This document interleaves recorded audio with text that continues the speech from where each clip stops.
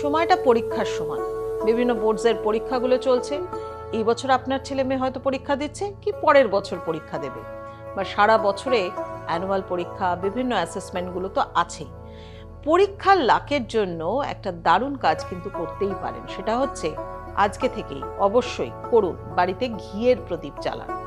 ঘিয়ের প্রদীপ আমরা খুব ইগনোর করে চলি, যে প্রদীপ তো জ্বালালেই হয়, বাড়িতে সর্ষের তেলের প্রদীপ জ্বালালাম কি তিল তেলের প্রদীপ জ্বালালাম কি আমি নারকেল তেলের প্রদীপ জ্বালালাম কি ঘিয়ের প্রদীপ, না। অগ্নি পুরাণ মতে বলা হচ্ছে ঘিয়ের প্রদীপ জ্বালালে আমাদের আত্মশক্তিকে কিন্তু জাগ্রত করা হয়। অগ্নি পুরাণ মতেই বলা হয় যে ঘিয়ের প্রদীপ যদি আপনি আপনার বাড়িতে জ্বালান, আমাদের মণিপুর চক্র অর্থাৎ শরীরের 7টা চক্রের মধ্যে মণিপুর চক্র এবং অনাহত চক্রকে জাগ্রত করা হয়।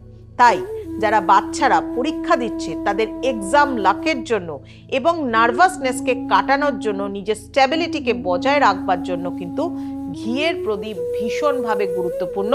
বলা হয় ইটস আ গোল্ডেন গ্লো, মানে একটা ছোট্ট ফ্লেম, ইট ক্যারিজ আ ইমেন্স পাওয়ার বলা হচ্ছে।